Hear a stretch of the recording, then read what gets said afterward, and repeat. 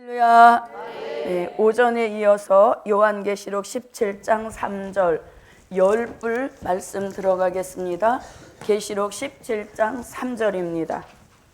곧 성령으로 나를 데리고 광야로 가니라. 내가 보니 여자가 붉은빛 짐승을 탔는데 그 짐승의 몸에 참남된 이름들이 가득하고 7머리와 10뿔이 있으며. 네. 아멘. 자, 그러면 요한계시록 17장 3절 제목은 열뿔에 대하여, 열뿔에 대한 말씀이 되겠습니다. 자, 그럼 열뿔이 계시록에 와서 갑자기 등장된 것이 아니라 열뿔이 등장한다는 무엇이 있다? 네, 열뿔이 등장한다는 예언이 있습니다. 자, 그 예언은 다니엘 선지자만 혼자 독점적으로 열뿔 등장할 것을 예언하고 있습니다. 자, 그러면 다니엘서 7장 7절로 8절과 또 20절로 21절과 23절로 24절에서 열뿔 등장할 것을 예언하고 있습니다. 아멘.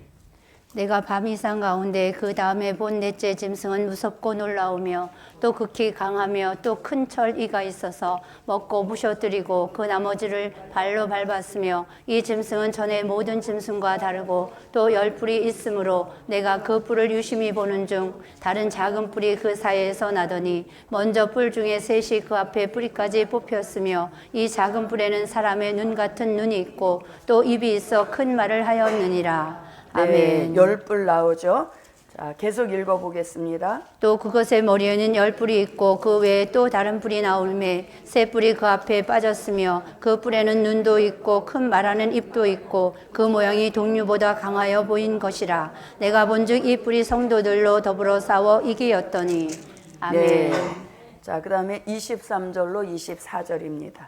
모신 자가 이처럼 이르되 넷째 짐승은 곧 땅의 넷째 나라인데 이는 모든 나라보다 달라서 천하를 삼키고 밟아 부셔뜨릴 것이며 그 열뿔은 이 나라에서 일어날 열왕이요 그 후에 또 하나가 일어나리니 그는 먼저 있던 자들과 다르고 또 새 왕을 복종시킬 것이며. 아멘. 네. 자, 이렇게 선지자 중에서 다니엘 선지자만이 열뿔 등장을 예언한 것을 볼 수 있습니다. 자, 그럼 이제 이 열뿔이 최초로 등장한 것은 요한계시록 12장 3절에서 등장이 되고 요한계시록 13장 1절과 요한계시록 17장 3절과 그 다음에 12절과 16절에서 열뿔에 대한 말씀을 하고 있습니다. 하늘에 또 다른 이적이 보이니 보라 한 큰 붉은 용이 있어 머리가 7이요 뿔이 10이라 그 여러 머리에 7 면류관이 있는데. 네. 아멘. 내가 보니 바다에서 한 짐승이 나오는데 뿔이 10이요 머리가 7이라 그 뿔에는 10 면류관이 있고 그 머리들에는 참남된 이름들이 있더라. 아멘. 곧 성령으로 나를 데리고 광야로 가니라. 내가 보니 여자가 붉은빛 짐승을 탔는데 그 짐승의 몸에 참남된 이름들이 가득하고 7머리와 10뿔이 있으며.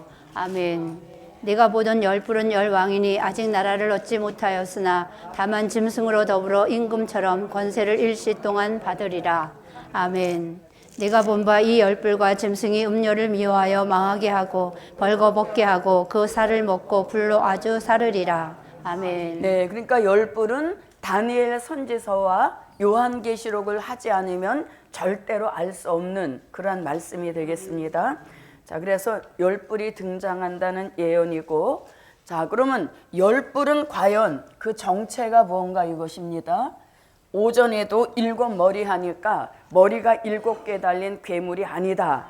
7머리는 하나님을 대적하고 나오는 7 나라, 이렇게 그 정체가 있듯이 열뿔도 마찬가지인 겁니다.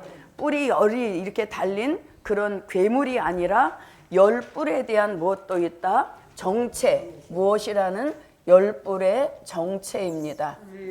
자, 그 열뿔의 정체를 가장 정확하게 설명해 주신 것이 요한계시록 17장 12절에서 열 뿔에 대한 말씀이 나옵니다.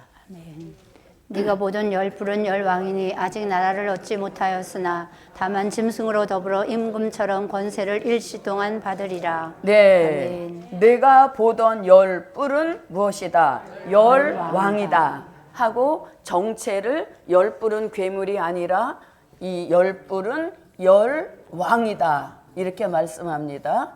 자, 일곱 머리도 결국은 일곱 왕이라 했는데 그 일곱 왕이므로 일곱 나라가 있듯이 열 왕도 결국은 몇 개의 나라?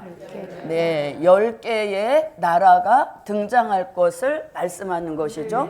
그래서 열 뿔은 뿔이 10개 달린 그 어떤 괴물체가 절대 아니라 앞으로 나오게 될 열 나라를 가리키는 것입니다. 그렇다고 해서 이 열 나라가 신생 국가로 나오는 건 절대 아닌 것입니다. 그래서 열 뿔은 열 왕이니 하고 12절에서 열 뿔에 대한 정체를 바로 알려주시고 그것은 바로 앞으로 10개의 나라가 등장할 것을 말씀하고 있습니다. 자, 그 다음에 이제 그러면 이렇게 언제 그럼 이 열 나라가 등장이 되느냐? 그 열 나라의 등장에 대하여서도 12절에서 말씀을 하고 있습니다. 자, 한번 읽어보겠습니다. 네가 보던 열 뿔은 열 왕이니 아직 나라를 얻지 못하였으나 다만 짐승으로 더불어 임금처럼 권세를 일시 동안 받으리라. 네. 아멘. 그래서 12절에서 열 뿔의 정체와 열 뿔이 등장하는 때를 함께 알려주고 있는 것입니다. 그럼 여기서 이제 12절에서 보면 내가 보던 열 뿔은 열 왕이니 아직 나라를 얻지 못했다. 그러니까 열 왕이 나올 것이라는 말씀만 존재하지 아직까지 그 열 나라가 나오지는 않았다는 것이죠. 그럼 이 열 나라는 언제 등장하느냐? 자, 아직 나라를 얻지 못하였으나 다만 짐승으로 더불어 임금처럼 권세를 일시 동안 받으리라. 이렇게 말씀했죠. 그러니까 짐승이 등장하면 그때 무엇도 나온다? 뿔. 네. 자, 본문에서 짐승이 등장하면 그때 열 왕도 10개의 나라를 얻어가지고 나온다는 것이죠. 그래서 여기서 짐승이 등장하면 이때 열 나라, 열 뿔이 10개의 나라로 등장하게 된다는 아멘. 것입니다. 자, 그럼 여기서 짐승이라고 할 때 이 짐승은 그 정체를 어디서 말씀해 주는가 하면 요한계시록 17장 11절에서 이 짐승이 누구라는 것을 확실하게 알려줍니다. 네. 전에 있었다가 시방 없어진 짐승은 8째 왕이니 7 중에 속한 자라 저가 멸망으로 들어가리라. 네. 아멘. 자, 이 짐승은 누구라? 8째 왕이다. 이렇게 말씀합니다. 8째 왕. 그럼 이 8째 왕에 대한 설명을 요한계시록 13장 1절로 10절에서 어디에서 올라온 짐승? 바다에서 올라온 네, 짐승. 바다에서 올라온 그 짐승이 결국은 8째 왕이 된다는 것입니다. 그러니까 8째 왕이 등장하면 그때 누구도 등장한다. 열 뿔이 나라를 얻어서 열 왕으로 나오게 된다는 것이죠. 그러니까 이 열 뿔과 열 왕은 꼭 누가 먼저 등장해야 8째 왕. 네, 8째 왕이 등장을 해야 된다는 것입니다. 이것은 결국 요한계시록 13장 같은 무슨 시대? 네, 수정통치 시대가 돼야 8째 왕도 나오는 것이고 그 8째 왕의 비호를 받아서 꼭두각시 같이 움직일 열 뿔, 열 왕도 나오게 된다는 것입니다. 자, 계시록 13장 1절부터 10절입니다. 내가 보니 바다에서 한 짐승이 나오는데 뿔이 열이요 머리가 7이라. 그 뿔에는 10면류관이 있고 그 머리들에는 참남된 이름들이 있더라. 내가 본 짐승은 표범과 비슷하고 그 발은 곰의 발 같고 그 입은 사자의 입 같은데 용이 자기의 능력과 보좌와 큰 권세를 그에게 주었더라. 그의 머리 하나가 상하여 죽게 된 것 같더니 그 죽게 되었던 상처가 나음에 온 땅이 이상히 여겨 짐승을 따르고 용이 짐승에게 권세를 주므로 용에게 경배하며 짐승에게 경배하여 가로되 누가 이 짐승과 같으뇨 누가 능히 이로 더불어 싸우리요 하더라. 또 짐승이 큰 말과 참남된 말하는 입을 받고 또 42달 일할 권세를 받으니라. 짐승이 입을 벌려 하나님을 향하여 회방하되 그의 이름과 그의 장막 곧 하늘에 거하는 자들을 회방하더라. 또 권세를 받아 성도들과 싸워 이기게 되고 각 족속과 백성과 방언과 나라를 다스리는 권세를 받으니 죽임을 당한 어린 양의 생명책에 창세 이후로 농명되지 못하고 이 땅에 사는 자들은 다 짐승에게 경배하리라. 누구든지 귀가 있거든 들을지어다. 사로잡는 자는 사로잡힐 것이요 칼로 죽이는 자는 자기도 마땅히 칼에 죽으리니 성도들의 인내와 믿음이 여기 있느니라. 아멘. 네. 그래서 계시록 17장 11절에서 나오는 여덟째 왕은 계시록 13장 1절로 10절에서 말씀하시는 바다에서 올라온 짐승과 동일한 인물인 것입니다.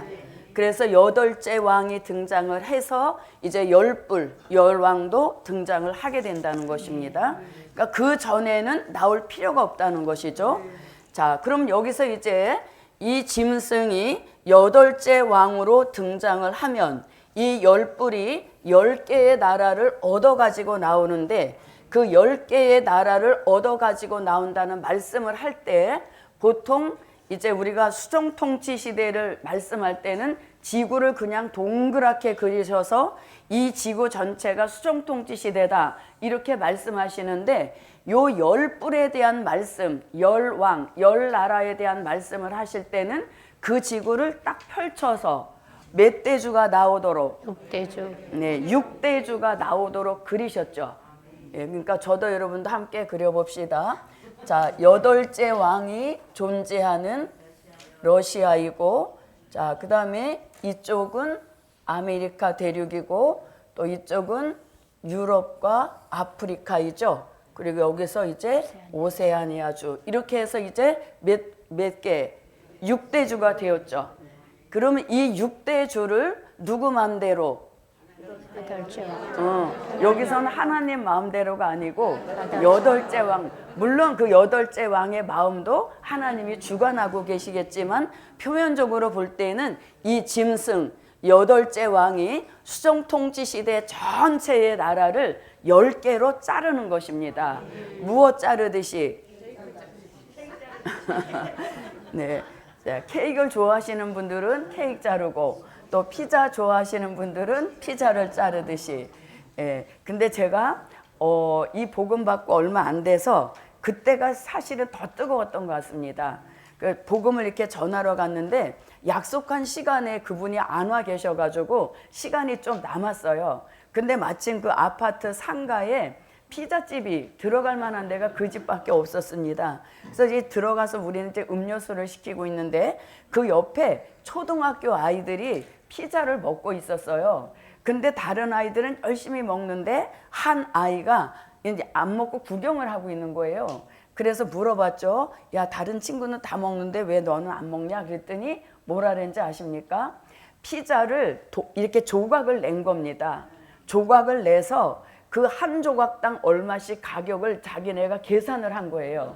그리고서 이 돈이 모자란 아이는 그 모자란 금액만큼만 피자 조각을 먹다 보니까 너 빨리 먹은 거죠. 그리고 좀 여유가 있는 애들은 좀 몇 조각을 더 먹는 그런 상태였죠. 그래서 요즘 애들은 확실하구나. 그거를 이제 거기서 한번 읽은 적이 있습니다. 자, 그래서 이것도 여덟째 왕이 자기 마음대로 자르는 겁니다. 그래서 가장 큰 여기를 뭐 세 당분을 한다든지, 그러면 이제 10뿔 중에서 이제 세 나라가 생긴 겁니다. 자, 그 다음에 여기도 4개, 그 다음에 5개, 그 다음에 6개, 7개, 그 다음에 8개, 9개, 10개 이렇게 해서 이제 6대주를 10등분하는 겁니다. 근데 이것은 그냥 우리 마음대로 자르는 것입니다. 자, 여러분들은 이거 이미 마스터하셨습니까? 그리는 거? 예, 저도 오늘 이걸 그리려고 하니까 새삼스럽게 이게 어떻게 그리셨지? 하고 또 찾아봤어요. 그래서 우리가 말씀은 언제든지 이건 처음이다. 이렇게 하는 마음을 가지고 할 때 그 무장이 더 확실하게 되는 것 같습니다. 그래서 이렇게 전 세계 6대주를 10등분해서 하나씩 맡겨주니까 결국 10왕이 나오게 된 것이고 그 10왕이 하나씩 맡아서 나라를 다스리게 되니까 10개의 나라가 되었다는 것이죠. 지금은 뭐 200여 개국이 존재한다 하는데 그때가 되면 이렇게 10나라로 축소가 되는 겁니다. 그러니까 8째 왕은 나라마다 신경 안 쓰고 누구만 잘 다스리면 10왕만 잘 다스리면 그 10왕은 또 자기한테 분배해 준 그 나라를 잘 다스려 가면 된다는 얘기인 것이죠. 그래서 이렇게 10등분하는 역사가 있음을 알려주는 것입니다. 그래서 짐승 8째 왕이 등장하기 전에 절대 10뿔은 존재할 수가 없다는 얘기인 것이죠. 그리고 8째 왕이 나와서 이 6대주, 5대왕 6대주를 자기 마음대로 잘라서 하나씩 안겨줌으로 10뿔, 10왕이 나오게 되는 것이에요. 그래서 그 10나라는 신생 국가가 절대 아니라 기존돼 있는 나라를 그렇게 묶어서 10개로 만든다는 얘기인 것이죠. 자, 그래서 이렇게 짐승 10뿔이 등장한다는 예언과 그 다음에 10뿔은 무엇이다라는 정체, 그리고 이 등장하는 때는 짐승, 즉 8째 왕이 등장해야 되는데 그것은 결국 수정통치 시대가 돼야 7머리 10뿔, 즉 8째 왕과 10뿔이 동시에 등장하게 된다는 것입니다. 자, 그 다음에 이제 이 10뿔의 존재 기간입니다. 얼마 동안 존재를 하게 되는가? 그게 본문 요한계시록 17장 12절에서 또 말해주고 있습니다. 네. 네가 보던 10뿔은 10왕이니 아직 나라를 얻지 못하였으나 다만 짐승으로 더불어 임금처럼 권세를 일시 동안 받으리라. 네. 아멘. 자, 12절에서 아직 나라를 얻지 못하였으나 다만 짐승으로 더불어 임금처럼 권세를 얼마 동안? 일시 동안만 받게 된다는 것입니다.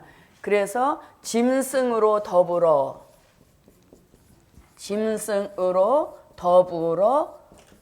일시 동안 권세를 받아서 10왕 노릇을 하게 된다는 겁니다. 그러면 이 짐승이 8째 왕으로 존재하는 기간과 10뿔이 존재하는 기간은 같다는 얘기인 것이죠. 네. 그 같은 기간을 여기서는 일시 동안 이렇게 말씀한 겁니다.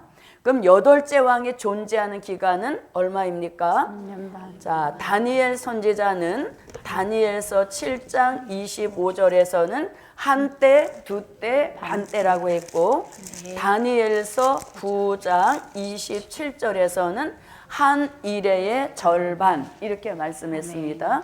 자, 그리고 이것을 요한계시록 11장 2절에서는 42달 동안 짓밟게 하신다.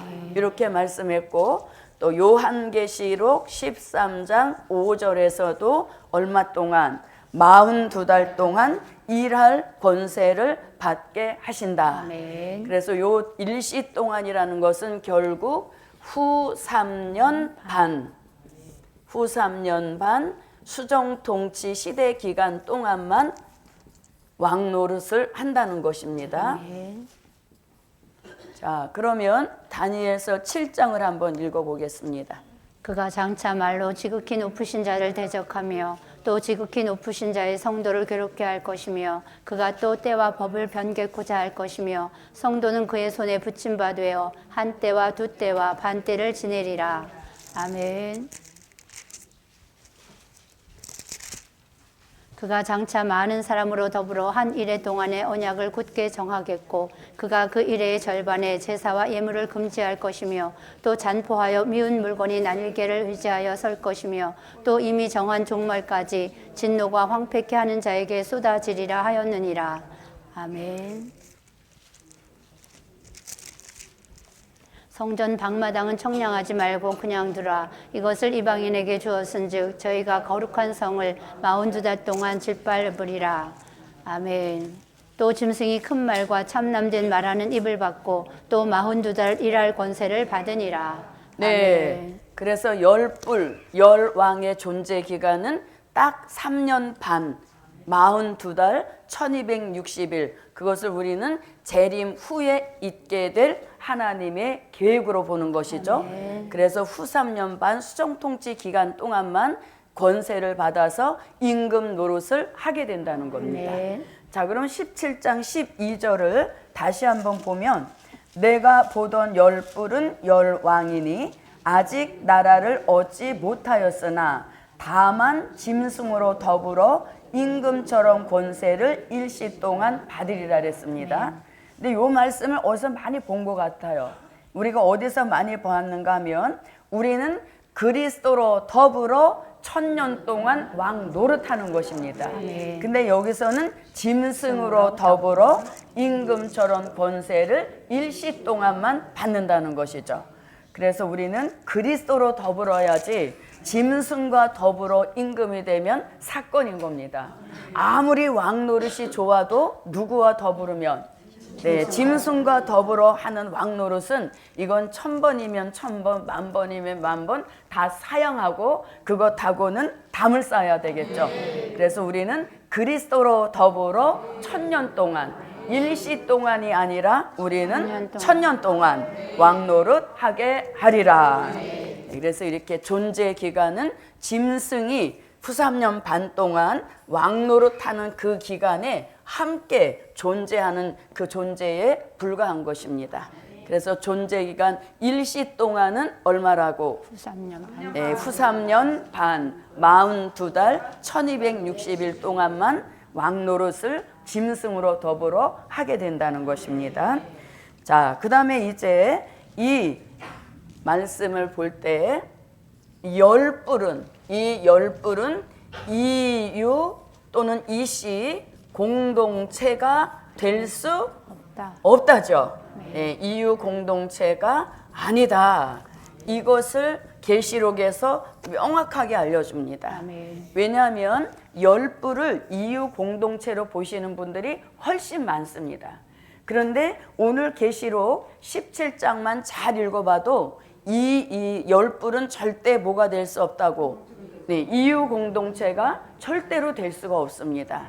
자, 그러면 17장 12절 한 절에서만도 그 이유 공동체가 될 수 없다는 것을 찾아낼 수 있습니다. 아멘. 자, 보십시오. 내가 보던 열뿔은 열왕이니 아직 나라를 얻지 못했다 이렇게 말합니다. 누가? 열뿔이 아직 나라를 얻지 못했다. 아직 나라를 얻지 못했다. 이게 열뿔이 뭐가 아니라는 증거. 열뿔이 뭐가 아니라는 증거. 이유 공동체가 아니라는 증거예요. 왜? EU, 즉 유럽 공동체는 그 나라들이 역사가 아주 무구한 겁니다. 역사가 아주 우리 미국은 오히려 100년 조금 넘어가지만 이런 유럽에 있는 나라들은 나라의 역사가 아주 무구한 겁니다. 그런데 여기서 아직 나라를 얻지 못했다라고 하니까 그럼 유럽 공동체는 아직까지 생기지도 않았다 이런 의미잖아요. 그래서 이 열뿔은 절대 EU 공동체가 될 수 없다는 것을 아직 나라를 얻지 못했다. 그러면 얘네는 언제 가서 얻는데? 후 3년 재림 후나 돼야 그때 나라를 얻어갖고 나오기 때문에 이 말씀이 가장 정확한 EU 공동체가 아니라는 이유인 것이죠. 자, 그 다음에 또 열뿔이 EU 공동체가 아니라는 또 가장 정확한 명칭은 뭐냐면 열뿔은 열왕이라 그랬죠. 그러니까 10개 나라라는 얘기인 겁니다. 그러면 10개 나라라는 얘기인데 그럼 EU 공동체에 가입되어 있는 유럽의 국가들은 총 몇 개? 27 내지 28, 제 기억으로는 그렇거든요. 27. 그러니까 유럽 공동체는 어떻든 10개 이상은 훨씬 넘어버린 거죠. 그런데 여기서는 열뿔, 열왕 이렇게 하는 걸 볼 때에 EU 공동체는 뭐 20개 이상의 나라가 가입이 되어 있기 때문에 절대 EU 공동체가 아니라는 것을 확실하게 말해주고 있다는 얘기인 것입니다. 그래서 저도 여러분도 17장 12절만 자세히 들여봐도 이 열뿔은 EU 공동체가 절대 될 수 없다는 것을 말씀에서 아주 선명하게 드러내주고 있는 아멘. 것이죠. 그래서 뭐가 다르니까 보는 눈도 다르다. DNA. 영적인 DNA가 다르니까 그 말씀을 바라보는 눈도 다르다는 얘기인 것이죠. 17장 12절 한 절만 봐도 아직 나라를 얻지 못했다. 유럽 국가들은 그 역사가 무수한데 아직 나라를 얻지 못했다. 또 그 다음에 열뿔은 다 10나라인데 EU 공동체는 20개를 훨씬 넘은 그런 공동체를 이루고 있다는 것이죠. 자, 그 다음에 또 어디서도 이게 유럽 공동체가 아니라는 것을 알 수 있는가 하면 자 보십시오. 13절을 한번 읽어봅니다. 요한계시록 17장 13절. 저희가 한 뜻을 가지고 자기의 능력과 권세를 짐승에게 주더라. 네. 자, 거기서 저희가 한 뜻을 가지고 할 때 저희는 누구? 여덟째 왕과 열뿔, 열왕을 가리키는 것이죠. 그래서 여덟째 왕과 열뿔은 한 통 속에 한 뜻이에요. 예, 공산주의 사상을 가지고 지구 전체를 공산화시키려는 그런 한 뜻을 가지고 있다는 겁니다. 그러나 유럽 공동체는 거의가 다 자본주의 국가들인 것입니다. 그래서 한 뜻이라는 이 말을 누가 들으면 이 한 뜻이란 말을 누가 들으면 발끈할까요? 그렇죠. EU 공동체에 이미 가입된 나라가 여덟째 왕과 열뿔이 한 뜻을 가졌다. 이렇게 말할 때 이분들은 굉장히 기분 나빠하죠. 왜? 이 사람들은 거의가 자본주의 또 그다음에 민주주의를 표방하기 때문에 한 뜻에 절대로 동의할 수 없다는 얘기인 것이죠. 그럼 이 한 뜻이란 말이 또 나옵니다. 요한계시록 17장 17절에 한 뜻이란 말이 또 나옵니다. 하나님이 자기 뜻대로 할 마음을 저희에게 주사 한 뜻을 이루게 하시고 저희 나라를 그 짐승에게 주게 하시되 하나님 말씀을 응하기까지 하심이니라. 네. 아멘. 그러면 저희가 즉 여덟째 왕과 열왕이 한 뜻을 가지고 이루는 게 뭐라고요? 17절에 나오죠. 보세요. 하나님이 자기 뜻대로 할 마음을 저희에게 주사. 아멘. 그 저희는 여덟째 왕과 열왕, 열뿔을 뜻하는 겁니다. 저희에게 주사 한 뜻을 이루게 하시고 저희 나라를 그 짐승에게 주신다 이렇게 됐죠. 그럼 여기서 여덟째 왕과 열뿔이 한 뜻으로 세우는 나라가 결국 어디예요? 수정통치. 네, 요한계시록 13장 같은 수정통치 시대를 이루려고 하는 일에 한 뜻을 가지고 있는데 유럽 공동체는 절대 그런 한 뜻에 동의를 할 수 없는 것입니다. 그야말로 사상 이념 자체가 틀리기 때문에 한 뜻 안에는 절대 들어가지 않는다는 얘기인 것이죠. 그래서 열뿔은 절대 EU 공동체가 아니다 하는 확실한 증거를 17장 12절에서 아직 나라를 얻지 못했다. 이게 아니라는 증거이고 또 EU 공동체는 10개의 나라를 훨씬 벗어나서 20 몇 개국에 도달한 그런 역사인 겁니다. 그래서 또 EU 공동체가 아니라는 것이고 그 다음에 또 한 뜻을 가지고 짐승의 나라를 이룬다는 것을 볼 때 EU 공동체는 거의가 민주주의 노선이고 자본주의를 추구하고 나오는 나라들이기 때문에 이 한 뜻의 동의를 절대 하지 않는 겁니다. 그래서 열불은 뭐가 될 수 없다. EU 공동체가 절대로 될 수 없다라고 하는 것을 구구절절히 이렇게 말씀하고 있는 것입니다. 자, 그 다음에 이제 이 열불, 자, 이 열불의 최후 어떻게 되느냐?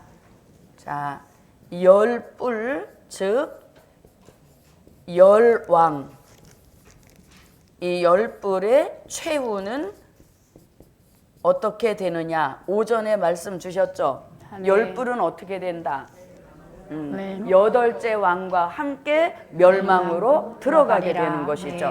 자, 여덟째 왕이 멸망으로 들어간다는 말씀이 요한계시록 17장 8절에서 나옵니다. 한번 8절 읽어보겠습니다. 네가 본 짐승은 전에 있었다가 시방 없으나 장차 무적행으로부터 올라와 멸망으로 들어갈 자니 땅에 거하는 자들로서 창세 이후 생명책에 농명되지 못한 자들이 이 전에 있었다가 시방 없으나 장차 나올 짐승을 보고 기이 여기리라. 네, 아멘. 여덟째 왕은 이미 멸망하기로 작정된 아멘. 그런 입장에서 나오게 된다는 겁니다.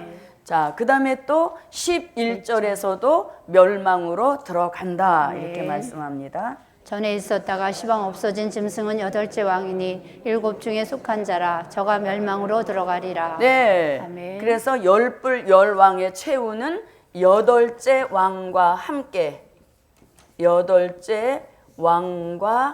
함께 어디로 들어간다?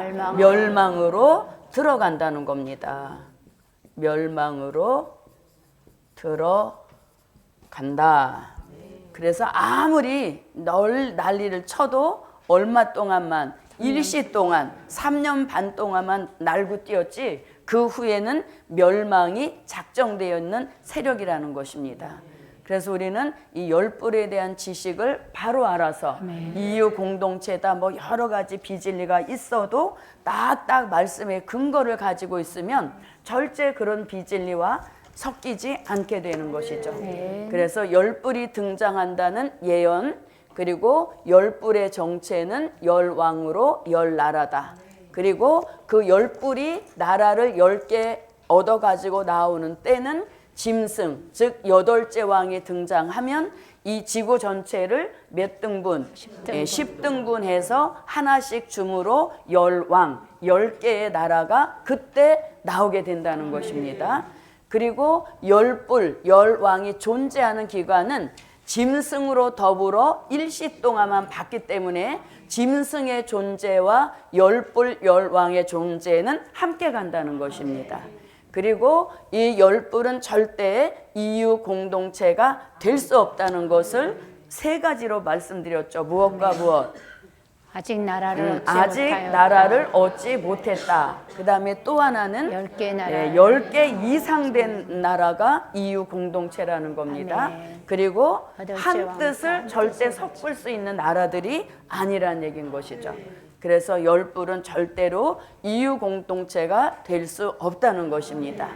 그리고 기세 좋게 나오지만 이 열불, 열왕도 결국은 어디로 들어간다? 멸망으로 들어가는데 누구와 함께? 여덟째 왕과 함께 멸망으로 들어가기로 작정이 돼 있는 겁니다.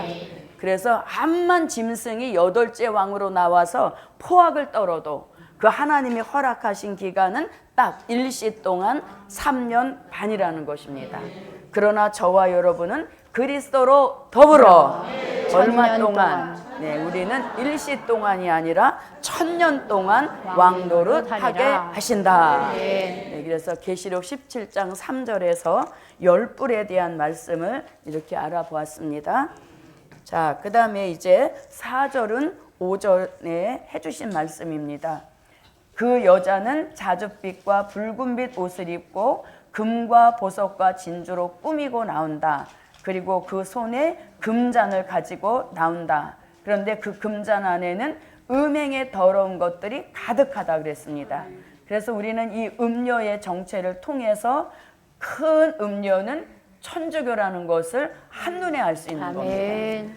그 천주교 다니시는 분들한테 이 말씀 딱 대밀면 이거 성당 우리 천주교인데 이렇게 말해요. 저가 실제 겪어본 말씀입니다. 이렇게 종교 행사하는 단체가 어디입니까? 하면 우리가 다니는 천주교인데 이렇게 말하더라고요. 예, 그래서 우리가 이 말씀을 통해서 기독교가 분리돼야 될 것은 뭐냐면 어떤 의식에서도 종교 지도자가 자줏빛이나 붉은 옷을 입고 나와서는 안 된다는 거죠. 일상복을 말하는 게 아니에요. 일상복은 환하게 입어야 되는 거죠. 그런데 이제 어떤 우리가 뭐 이 설교할 때 입는 가운이라든가 이런 색깔, 또 찬양대 그 가운 색깔 이런 것들을 말씀하는 겁니다. 그 다음에 금과 보석과 진주로 꾸미고 나온다는 겁니다. 그래서 우리가 강단에 설 때 너무 막 주렁주렁 달고 막 이렇게 막 꾸미고 나오는 것도 옳은 방법은 아닌 것이죠. 아멘. 왜냐하면 강단에 딱 섰을 때 모든 사람들의 집중이 하나님께 영광 아멘. 여기에 집중이 되어 있는데 너무 막 주렁주렁 하고 나오니까 야 저건 얼마짜리일까? 저게 과연 진짜일까? 짜가일까? 막 이런 상상들을 하게 되잖아요. 그래서 강단에 나올 때는 그냥 수수하게 정장이면 정장 이렇게 나와야지 필요 이상으로 꾸미고 나오는 것은 이 음료한테도 걸리게 된다는 이야기인 것이죠. 그리고 우리가 성찬할 때, 그 성만찬할 때 우리가 그 할 때 우린 보통 스테인리스 잔을 쓰는데 이 천주교는 금잔이라는 것입니다. 근데 우리도 이 금맥기한 이런 잔을 써서는 안 된다는 것입니다. 자, 그 다음에 이제 5절 한번 들어가 보겠습니다. 그 이마에 이름이 기록되었으니 비밀이라 큰 바벨론이라 땅의 음녀들과 가증한 것들의 어미라 하였더라. 네. 아멘. 자, 그럼 여기서도 이제 계속 큰 음료에 대한 말씀인데, 자, 그 이마에 이름이 기록되었으니 비밀이라 이렇게 말합니다. 그래서 큰 음료, 천주교 자체에는 뭐가 많다? 비밀이 많다는 겁니다. 쉬쉬하는 일이 많다는 얘기인 거죠. 비밀이 많은 게 좋습니까? 없는 게 좋습니까? 무슨 비밀 말고? 하나님의 비밀. 그렇죠. 하나님의 비밀 외에는 다 오픈해서 그냥 다 터놓고 가는 게 확실한 것입니다. 자, 그럼 여기 이제 우리가 계시록에 들어오면 이마 관리를 잘해야 됩니다. 왜 이마 관리를 잘해야 되냐면 요한계시록 7장 1절로 4절과 요한계시록 14장 1절에서도 이마란 말씀이 나오죠. 아멘. 자, 그 다음에 또 이 이마가 요한계시록 13장 16절로 18절에서도 뭐가 나옵니까? 이마가 나옵니다. 자, 그리고 오늘 본문 계시록 17장 5절에서도 또 이마가 나옵니다. 아멘. 그래서 우리가 마지막 우리 시대에 이마 관리를 잘해서 아무나 와서 내 이마에 이름 쓰게 했다가는 사건이 나는 겁니다. 자, 계시록 7장부터 읽어봅니다. 이일 후에 내가 네 천사가 땅 네 목등에 선 것을 보니 땅의 사방에 바람을 붙잡아 바람으로 하여금 땅이나 바다이나 각종 나무에 불지 못하게 하더라. 또 봄에 다른 천사가 살아계신 하나님의 인을 가지고 해 돋는 데로부터 올라와서 땅과 바다를 해롭게 할 권세를 얻은 네 천사를 향하여 큰 소리로 외쳐 가로되 우리가 우리 하나님의 종들의 이마에 인치기까지 땅이나 바다나 나무나 해하지 말라 하더라. 내가 입맞은 자의 수를 들으니 이스라엘 자손의 각 지파 중에서 입맞은 자들이 14만 4천이니. 네. 아멘. 3절에 보니까 가로되 우리가 우리 하나님의 종들의 이마에 인을 친다 그랬죠. 아멘. 하나님의 종들의 이마에 인 치는 역사니까 이거는 당연히 맞아야 되는 아멘. 일입니다. 이것도 잘못된 거 아니야 하고 피해가면 안 됩니다. 왜냐하면 이거는 하나님의 종들이라 했기 때문에 이 인은 반드시 맞아야 되는 인의 역사인 거죠. 그래서 우리가 지금까지 기독교 2000년 동안에는 마음에 성령의 인을 쳐주신 그런 시대였다면 우리 시대에는 이마에 무슨 인? 하나님의 인을 치시는 역사예요. 자, 14장 1절에서도 이마가 나옵니다. 또 내가 보니 보라 어린 양이 시온산에 섰고 그와 함께 14만 4천이 섰는데 그 이마에 어린 양의 이름과 그 아버지의 이름을 쓴 것이 있도다. 네, 그 아멘. 이마에 어린 양의 이름과 그 아버지의 이름을 쓴 것이 있도다. 이렇게 말씀하죠. 자, 옆에 있는 분 이마 좀 한번 바라봅시다. 뭐가 찍혀 있는지. 하나님의 인을 이마에 치시는 역사입니다. 자, 그런가 하면 이마에 이론표도 하는 시대가 옵니다. 아멘. 계시록 13장 16절로 18절입니다. 저가 모든 자 곧 작은 자나 큰 자나 부자나 빈궁한 자나 자유한 자나 종들로 그 오른손에나 이마에 표를 받게 하고 누구든지 이 표를 가진 자 외에는 매매를 못하게 하니 이 표는 곧 짐승의 이름이나 그 이름의 수라. 지혜가 여기 있으니 총명 있는 자는 그 짐승의 수를 세어보라. 그 수는 사람의 수니 666이니라. 네. 아멘. 자, 우리는 여기 하나님의 종들 이마. 네. 하나님의 종들 이마에는 무슨 인? 네, 하나님의 인을 치는 역사. 아멘. 이건 꼭 맞아야 되는 겁니다. 아멘. 근데 계시록 13장 16절로 18절에 보니까 수정통치 시대에 들어간 사람들 이마에다가 뭘 친다? 짐승의 표. 네, 짐승의 표 666을 이마에 쳐서 매매 수단으로 하게 한다는 것이죠. 네. 그래서 이런 시대가 오기 전에 우리는 하나님의 인을 받고 아멘. 들림받아 올라가는 그 축복을 받읍시다. 아멘. 네, 그래서 똑같은 사람의 이마인데 어떤 사람에게는 하나님의 종들에게 쳐주시는 하나님의 인을 맞는가 하면 또 짐승표를 맞는 그런 이마도 있다는 겁니다. 그런 이마는 굉장히 불행한 이마인 것이죠. 자, 그 다음에 17장 5절에서 또 큰 음녀의 이마에 이름을 썼는데 이건 뭐래요? 비밀이다. 공개하지 않겠다. 이렇게 말하는 것이죠. 그러니까 음녀니까 아주 그 비밀도 음침한 비밀이 있다는 얘기인 것이죠. 그래서 우리가 마지막 때 이마에 대한 역사를 계시록에서 찾아보면 이렇게 되는 겁니다. 저도 여러분도 이마에 하나님의 인을 맞자. 그러기 위하여서는 정신과 왜 하필 이마에 치냐 이거죠. 우리들의 정신, 우리들의 사상, 우리들의 생각, 우리들의 혼이 어디에만 집중돼야 영원한 복음, 네, 영원한 복음에만 집중이 되어 있어서 그것을 백마의 사상이라고 하고 복음의 절대성, 이마에 인을 치는 역사에는 이 개조 변화가 매우 중요한 겁니다.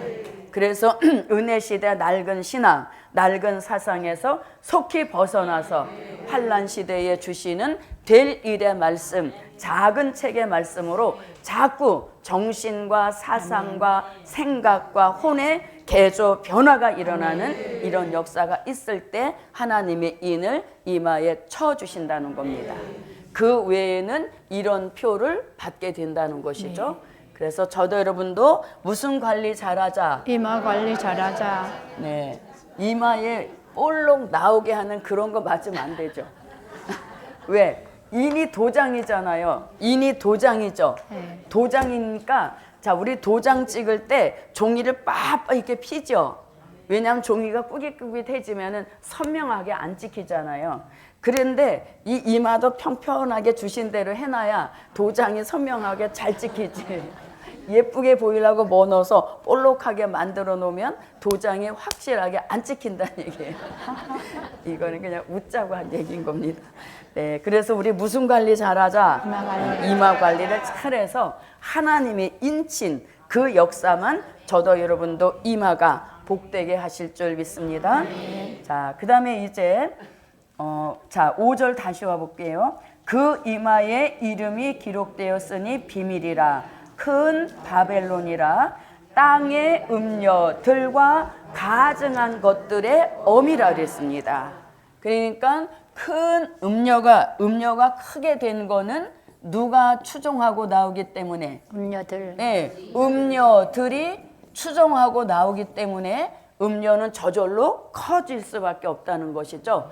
그래서 큰 음녀는 단수인데 음녀들 복수가 되었다는 겁니다. 자, 그러면 오전에 이렇게 말씀 주셨습니다. 음녀들은 큰 음녀, 즉 천주교와 함께 뜻을 같이 하고 나오는 기독교 교단 또는 기독교 단체를 뜻한다 그랬습니다. 그러면 요거를 똑 떨어지게 그 뒷받침해주는 말씀이 너무 선명한 말씀이 있습니다. 그게 어디냐면 요한계시록 2장 20절을 한번 보겠습니다. 요한계시록 2장 20절입니다. 그러나 네게 책망할 일이 있노라. 자칭 선지자라 하는 여자 이세벨을 네가 용납함이니 그가 내 종들을 가르쳐 꾀어 행음하게 하고 우상의 제물을 먹게 하는도다. 네. 아멘. 자, 우리 시대에 누가 나온다? 자칭 선지자 이세벨이 나온다는 겁니다. 이 자칭 선지자는 하나님이 인정한 선지자가 아니기 때문에 다른 면으로 말하면 거짓 선지자라는 아멘. 뜻이죠. 그런데 거짓 선지자, 자칭 선지자라는 여자 이세벨을 용납했다는 겁니다. 어느 교회가? 두아디라 교회가. 그런데 이제 이 두아디라 교회는 하나의 예표로 등장이 된 것이지 오늘 우리 시대의 기독교 교회들이 자칭 선지자 이세벨을 다 용납한다는 겁니다. 그러면서 또 뭐라고 하는가 보세요. 그가 내 종들을 가르쳐 꾀어 행음하게 했다 이러죠. 그럼 여기서 그가는 누구? 자칭 선지자 이세벨을 가리키는 겁니다. 그 자칭 선지자 이세벨이 내 종들을 가르쳐 이랬어요. 그럼 여기서 내 종들은 어느 교회의 종들을 가리킵니까? 기독교를 가리키는 거죠. 내 종들을 가르치고 꾀어서 행음하게 할 때 이때 이 내 종들은 기독교의 지도자들을 가리키는 겁니다. 아멘. 왜? 하나님이 내 종들이라 이렇게 말씀했기 때문인 것이죠. 그래서 자칭 선지자 이세벨이 모든 기독교 안에 다 들어와 있다는 겁니다. 그래서 이 자칭 선지자가 기독교에서 올인 예수님에게만 집중해야 될 그런 종들을 꿰어내고 또 그들을 가르치기까지 해서 이 내 종들이 음녀화됨으로 음녀들이라는 이런 용어가 나오게 됐다는 얘기인 거예요. 그래서 이 음녀들이 기독교 교단 단체라는 것을 확실하게 증명해 주는 데가 2장 20절인 겁니다. 아멘. 자, 2장 20절을 다시 보겠습니다. 그러나 네게 책망할 일이 있노라. 자칭 선지자라 하는 여자 이세벨을 네가 용납함이니 그가 내 종들을 가르쳐 꾀어 행음하게 하고 우상의 제물을 먹게 하는도다. 네, 아멘. 참 선지자, 정말 사람을 살리고자 하는 그런 선지자라면 꿰는 일은 없습니다. 꿰다고 하지 않습니까? 꿰다. 이거는 올바른 진리가 아니란 얘기인 아멘. 거예요. 그래서 자칭 선지자 이세벨, 음녀화된 교회들, 음녀들이 이 기독교의 종들을 우습게 하는 거예요. 그러니까 이들 꾀임에 넘어가 버리는 겁니다. 그래서 우리 시대 기독교 지도자들이 얼마나 이 영적으로 흐리멍텅하고 이 신앙 사상이 제대로 안 갖춰져 있으면 자칭 선지자 이세벨의 가르침에 혹하고 넘어가고 그들의 꾀임에도 무방비 상태로 그냥 넘어가서 뭐가 돼버렸다고요? 음녀들이 되어버렸다는 겁니다. 그래서 우리 시대의 기독교들이 진짜 깨어나서 비상을 걸어야 되는 겁니다. 비상을 걸어서 자칭 선지자 이세벨의 정체를 바로 알아야 되는 겁니다. 그래야 그들에 대한 경각심을 자꾸 기독교 성도들에게 알려주고 지도자들도 그 역사에 깨어나서 이제는 음녀를 조심하는 그런 역사가 있어야 되는 거죠. 그래서 여기서 보면 참 기가 막힙니다. 하나님을 섬기는 최고의 종들인 겁니다. 그럼에도 불구하고 자칭 선지자 이세벨한테 가르침을 받고 누가 누구를 가르쳐야 됩니까? 기독교가 이 음녀들을, 큰 음녀를 깨워야 되는데 오히려 반대로 됐다는 얘기인 것이죠. 그래서 음녀들은 기독교 교단, 기독교 단체라는 것을 여기서 너무 선명하게 알려주고 있는 겁니다. 그래서 절대로 누구와 큰 음녀, 즉 천주교하고는 눈도 마주치면 안 되는 겁니다. 왜? 거기서 음란기가 넘어오죠. 음란기라 그러니까 뭐 이런 그게 아니라 음행, 예수 아닌 다른 것, 이게 바로 영적 음행이란 얘기인 것이죠. 그래서 이 큰 음녀와 같은 천주교하고는 눈도 마주치지 마세요. 뭐 넘어온다고? 음행이 넘어온다는 거죠. 그 음행은 영적인 거, 예수 아닌 다른 종교에도 구원이 있다, 이런 것들을 가리키는 겁니다. 그래서 저도 여러분도 무엇을 조심해서 큰 음료를 일단은 경계해야 되고, 또 그들이 가르치려고 할 때 한 칼에 잘라버려야죠. 누가 누구를 가르치려고 하느냐, 우리는 하나님의 종들이다, 이런 것들에 대한 정체성, 이게 많이 흐려진 시대라는 얘기인 겁니다. 자, 그럼 다시 17장으로 와서 5절입니다. 그 이마에 이름이 기록되었으니 비밀이라, 큰 바벨론이라, 땅의 음녀들과 가증한 것들의 어미라, 이랬습니다. 자, 어미는 무엇이라고? 우리가 모체. 무엇들의 모체? 음녀들의 모체. 누가? 큰 음녀. 천주교가 음녀들의 모체가 되었다는 겁니다. 그래서 우리 시대에 가장 주의해야 될 것이 음녀화된 교회들을 조심하시고, 또 그들과 더불어 뜻을 같이 하면 자신도 모르는 사이에 음녀가 되어서 결국은 큰 음녀가 심판받을 때 음녀들도 함께 심판을 받게 된다는 것입니다. 자, 오늘은 여기까지 마치겠습니다. 기도드립니다. 고맙고 감사하신 아버지 하나님, 흑암 덮인 우리 시대에 큰 음녀의 정체조차 분별하지 못하여서 타협하고 나오는 기독교가 한두 교단이 아닙니다. 이러한 비밀의 말씀을 깨우쳐 주셨사오니 우리의 사명이 큰 줄 믿습니다. 하나님, 우리들에게 안일과 태만과 게으름을 벗어나게 하시고 하루하루 복음을 위하여 최선으로 충성하게 하셔서 매일매일의 삶을 하나님께서 잘 살았구나 인정해 주시고 칭찬받는 하루하루의 삶이 되도록 도우시옵소서. 드린 물질에 큰 축복 주실 줄 믿사옵고 예수 그리스도의 이름으로 기도하옵나이다. 아멘.